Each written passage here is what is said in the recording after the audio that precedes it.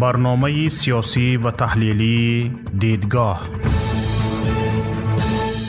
السلام علیکم و رحمت الله. تماشابینان گرامی، امیدوارم همه خوب هستید. در برنامه امروزه دیدگاه شرایط سیاسی تاجیکستان و کشورهای همسایه را قیاس میکنیم. تا مرگ اسلام کریموف کسی حالت امروز ازبکستان را حتی تصور کرده نمیتوانست.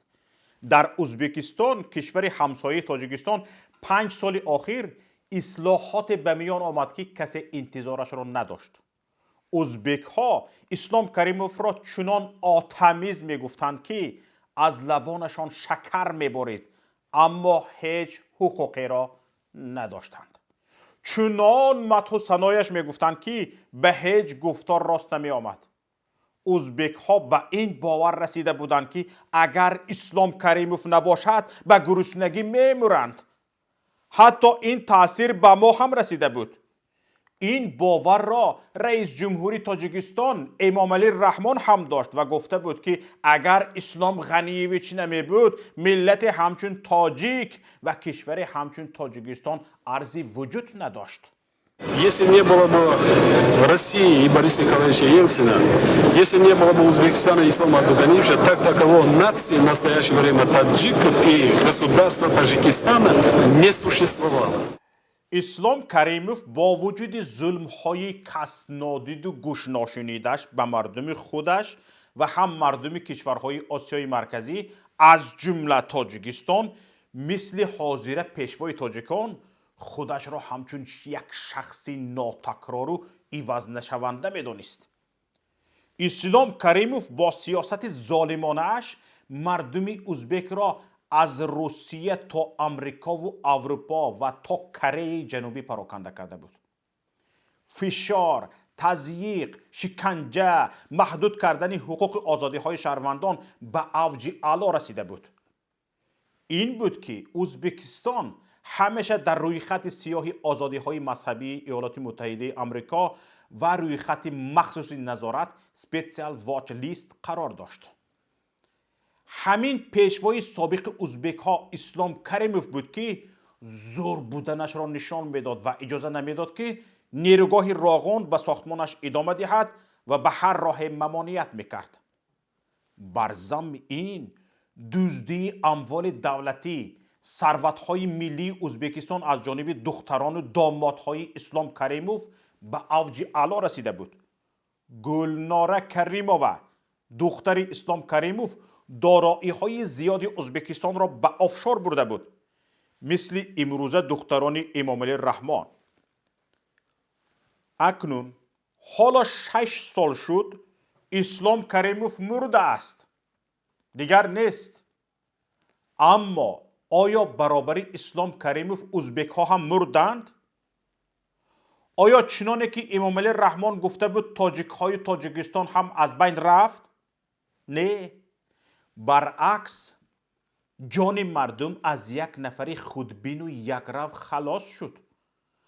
هرچند اسلام کریموف صدها مراتبه از امامعلی رحمان باسوادتر بود، برابر مرگش مردم نفس آزاد کشیدن را سر کرد. ثروت هایی که دختران اسلام کریموف با دامادهایش به آفشار به کشورهای خارجه کشانیده بودند، آهسته آهسته شوکت میرزیویف رئیس جمهوری فعلی برگردانیده ایستاده است. حالا مدت این 5 سالی که کریموف دیگر نیست، دیگرگونی ها و پیشروی های سیاسی، اقتصادی و اجتماعی که در ازبکستان دیده می شود جهانیان را در حیرت گذاشته است. من هم در برنامه امروزه بیشتر به همین پیشروی های کشور همسایه اشاره می کنم. کسانی که به این باورند که امامعلی رحمان نمیمرد و به این دنیا ستون می شود، نگرید در کشور همسایه چه ها می گذرد. هر احمقی که امروز امامعلی رحمان در سیاستش پیاده کرده است، شوکت میرزیویف رئیس جمهوری ازبکستان برعکسش را پیاده می کند. مسئله را از شرایط زندانیان در هر دو کشور همسایه تاجیکستان و ازبکستان سر می کنیم. ببینید، رسانه ها خبر دادند که در زندان های تاجیکستان محبوسان به کرونا ویروس گرفتار شده 11 نفر از گرفتاری به کووید 19 در زندان فوت دیدند. سازمان های دفاعی حقوق بشر از مقامات تاجیکستان طلب کردند که به خاطر حفظ جان زندانیان کسانی که به کرونا ویروس گرفتار شده اند رخصت دهند تا در خانه‌شان طبابت گیرند. مقامات تاجیکستان نه فقط اینکه این طلب را به اینابت نگرفت بلکه شرایط زیست در زندان را دوچند طاقت فرسا کرد. با بهانه کرونا ویروس طول 8 ماه واخوری با خویشاوندان را به زندانیان منع کرد. اکنون در ازبکستان باشد چی؟ دیروز خبر دادند که 2 نفر محکوم شده را از سبب گرفتاری به کرونا ویروس و در حالی وزنین‌تر بودنشان از زندان بر وقت رها کردند. طبق ماده 75 کودکس جنایی ازبکستان آزاد کردن از جزا به سبب بیماری یا معیوبی 2 بیماری وزنین بر وقت رها کرده شدند. در تاجیکستان نه فقط در زندان بلکه حتی آمار سرایت شدگان به کرونا ویروس را از بودش 10 مراتب کم نشان می‌دهند. آمار حقیقی را پنهان می‌دارند. اما در ازبکستان آشکار گفتند که 9% محبوسان مؤسسه های اصلاحی ازبکستان به کرونا ویروس سرایت شدند. در این باره بهادر یوسوپوف سردار شعبه تشکیلی طبابتی و پروفیلاکتیکی سرریاست اجرایی جزایی وزارت کارهای داخلی ازبکستان به رسانه‌ها خبر داد. حالا به سخن‌های یوسوپوف اهمیت دهید. سردار شعبه تشکیلی و طبابتی و پروفیلاکتیکی سرریاست اجرایی جزایی وزارت کارهای داخلی ازبکستان میگوید عین زمان محکوم شدگان در همه کلانی‌های اصلاحی بدون جلب به مهنت مشغول تحصیل می باشند. دانشجویان درس‌های آنلاینی می‌خوانند و نفرانی که در فکر داخل شوی به دانشگاه‌ها هستند در کورس‌های تیاری تحصیل می‌کنند. یعنی در داخل زندان برای به دانشگاه داخل شدن آمادگی می‌بیند. از جمله 25 نفر نابالغان کورس‌های رانندگی را ختم کرده صاحب شهادتنامه مخصوص رانندگی شدند. این همه در کجا؟ در زندان ازبکستان. در تاجیکستان چی؟ زندان ها پر. به جای 200 نفر 800 نفر را جا میکنند. حالا تاجیکستان آواره زندان سازی است. زندان های به قول زمانوی. در ما به جای مکتب دانشگاه های زمانوی زندان های زمانوی یعنی گوانتانامو می سازند. ببینید جمشید سلطانوف سردار ریاست کارهای تربیوی و اجتماعی و پسیخولوژی جزا در ازبکستان میگوید اشخاصی که بار اول به محروم ساختن از آزادی محکوم شده اند با ترتیب سبک کردن جزا به شرطاً مستقیم گذرانده می شوند. در نتیجه شماره کلانی‌های اصلاحی تا 25 عدد کاهش داده می شود و از حسابی منتظم کم کردن شماره محکوم شدگان در کلانی‌های اصلاحی اپتیمیزاسیون یعنی بهینه‌سازی کرده می شود. سرریاست اجرایی جزای جنایتی در یک جایگی با پروکراتوری گنرالی ازبکستان لایحه فرمان پرزیدنت این کشور را تهیه کرده و به مأموریت پرزیدنت پیشنهاد کرد تا امکان فراهم آورده شود که چنین محبوسان تحصیل خود را ادامه دهند. محبوسان اکنون به معلومات عالی و تحصیلات آنلاینی دسترسی پیدا می کنند. ببینید محبوسان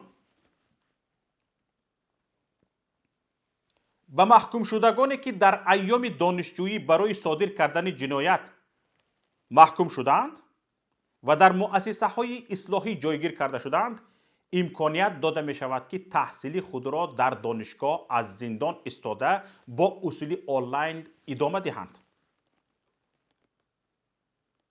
فرمان پرزیدنت شوکت میرزیویف ادامه تحصیل محکوم شدگان را یعنی زندانیان را که تا زمان زندانی شدنشان دانشجو بودند. اینچنین جاری نمودن رسمیات مخصوص جزا را برای دانشجویانی که برای به مکتب‌های عالی داخل شدن تیاری می‌دیدند با استفاده از امکانیت‌هایی که در دوره حبس فراهم آورده شدند پیش بینی می‌کند. ببینید، انا این را پرزیدنت میگویند. پرزیدنتی که در غم آینده ملتش است.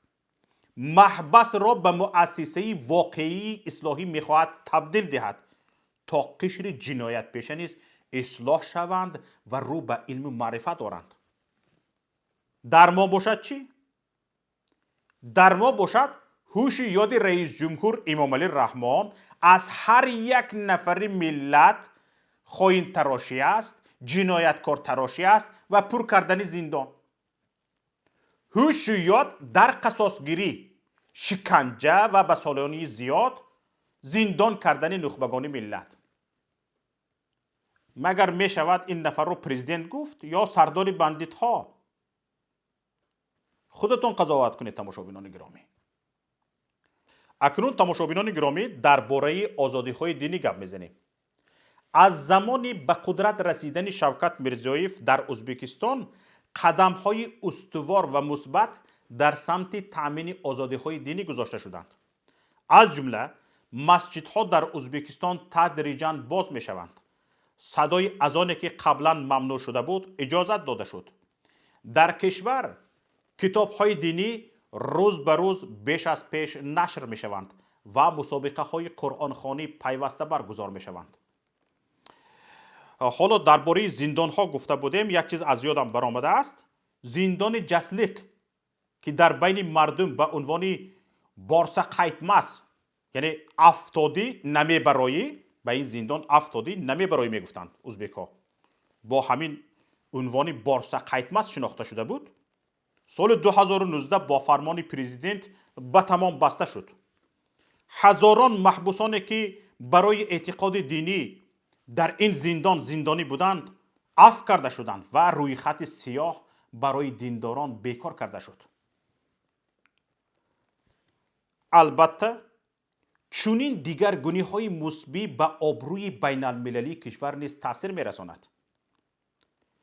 در سال 2018 ازبکستان از روی خط سیاه آزادی های مذهبی ایالات متحده آمریکا و ماه دکبر سال 2020 از روی خط مخصوص نظارت سپیشال واچ لیست عاید به آزادی دین خارج کرده شد.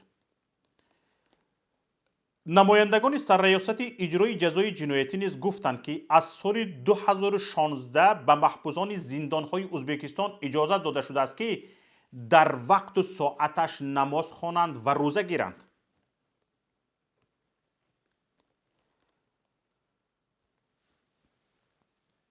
همان کردار پیشتره که بود، عملیه نگاه داشتن روی خط آدمانی که با گروه‌های اکستریمیستی در ازبکستان من شده رابطه دارند، میل دارند یا گم میشوند، از بین رفت. دیگه این روی خط وجود ندارد. روی خط سیاه در تاجیکستان چی؟ در تاجیکستان ما روی خط نفرانی که تاجیکستان به اینترپول داده است از روی خط شماره کشور چین زیاد است. کشور چین نزدیک به 2 میلیارد نفر است. ما 10 میلیون نفر نشده ایم. لیکن شماره آنهایی که تاجیکستان به اینترپول داده است از شماره آنهایی که کشور چین به اینترپول داده است زیاد است. همه ملت را این حکومت تاجیکستان میخواهد جنایتکار، اکستریمیست، تروریست، افراطگرا و هاکذای دیگر معرفی کند. اما بغیر از خودش به این چیز هیچ کس باور نکرد. حتی همین اتحاد دولت‌های مستقل را نتوانست باور کناند که تاجیکستان مخزنی یا که مکان تروریست ها است. بغیر از خودش دیگر هیچ کس باور نمیکنه. در ازبکستان شماره زیارت کنندگان حج خصوصا عمره در ابتدا از 6000 تا سال 2018 به 10000 افزایش یافت و لیمیت شماره زائران عمره تا سال 2019 پور را بیکار کرده شد و معین کرده شد که شماره نامحدود زائران می توانند در این سفر مقدس شرکت ورزند. لیمیت نیست دیگر. هر کسی که می تواند حجی عمره کند، حجی عمره می کند. این به چی برده می رساند؟ همه کشورهای همسایه که لیمیت دارند به قریبی توسط ازبکستان حج می روند. فایده را از حساب تامین سفری حج ازبکستان می گیرد. سیاست را بینید. همین سیاست ها در کشور همسایه ما ازبکستان پیاده شده است. دور نه، در ازبکستان، در تاجیکستان ما باشد، نشر کتاب های دینی قریب که از بین رفته است. در طول 10 سال اخیر 50% مساجد کشور یا بسته شدند و یا به مرکزهای تفریحی، دیسک کلوب، چایخانه، خانه کارمند ملیسه و بنگاه های طبی تبدیل داده شدند. صدها مسجدها با بولدوزر چپگردان و تخریب کرده شدند. تاجیکستان ما یک زیل در روی خط سیاه همچون کشوری مستبد، ناآزاد، دیکتاتوری، فساد زده است. بر ضمن این سالیان دراز از روی خط سیاهی آزادی های مذهبی نبرآمده است. همواره سازمان ملل متحد و دیگر سازمان های با نفوذ دفاع حقوق بشر طلب میکنند که زندانی های سیاسی را که بیگناه آنها را زندان کرده ای آزاد کن. فشار بالای دینداران را بس کن. حقوق های آزادی های شهروندان را تامین کن. نه، این شیف بندیت ها امام علی رحمان نامرد باشم زنده باشم گفتگی شیکش دادری عزیز ما محب الله برین نه پروای آزادی مردم را دارد، نه پروای پیشروی را، نه پروای زمین را و نه پروای سرحد را. سرحد حالا همجا سرحد را ذکر کردم. دقت دهید تماشابینان گرامی. امروز رسانه ها خبر دادند که مقامات انتظامی روسیه با درخواست جانب قرقیزستان شهروند 45 ساله تاجیکستان فرقت عبدالفتاحوف را در جمهوری خودمختار باشقردستان بشکریه بازداشت کرده است. برای چی؟ برای چی بازداشت کرده است؟ قرقیزستان از طریق پالیسی بین الملل با تحت تعقیب قرار دادن این شهروند تاجیکستان مدعی شده است که فرقت عبدالفتاحوف شب 13 مارس سال 2020 در درگیری میان ساکنان دهات مرزی ناحیه اسفره و بادکند قرقیزستان به سوی قرقیزها تیراندازی کرده است. 1 ماه قبل نیز ساکن دیگر دهه واروخ ناحیه اسفره تاجیکستان دلاور جورایف به اتهام همین خیل به انمی مانند و بر اساس درخواست طرف قرقیزستان در روسیه بازداشت شده بود. گفته می شود مقامات قضایی قرقیزستان 23 ساکن دهه واروخ ناحیه اسفره تاجیکستان را به اتهام شرکت کردن در درگیری مرزی با قرقیزها تحت تعقیب پالیسی بین الملل قرار دادند. های حکومت داران تاجیک، این کار با گفته شنید حل شده ایستاده بود که چنانه که شما گفته بودید؟ آخر چندین تاجیک را کشتند. آیا مقامات تاجیکستان یگان قرقیز را به خاطر کشتن تاجیک در جستجوی بین الملل اینترپول قرار داد؟ نه. یگان نفرش را به جوابگری کشید؟ نه. این حکومت ما خانه شیرو میدان غریب، خانه شیرو میدان غریب، همه دست زوری به مردمی بومی. نه سیاستی درست دارد، نه اقتصادیات، نه یک برنامه عملی، نه سرحد را بانی کرده میتواند، نه دولتداری را صرفم میرود. فقط کار بزن، بکش، ببر، بدزد، بخور، بگرد. دیگر هیچی.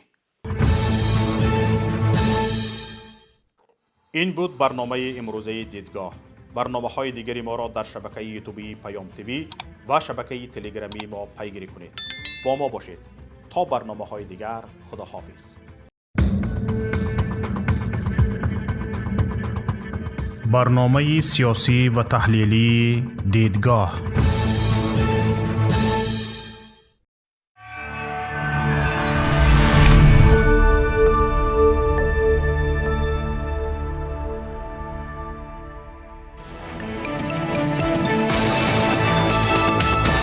رادیوی پیام، در فضای سیاست صدای جدید.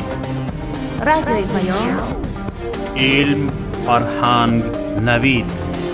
رادیوی پیام، مشورت، بحث، گفت و شنید. در تمام دنیا روی رسانه اینترنتی رادیو پیام نقطه نت.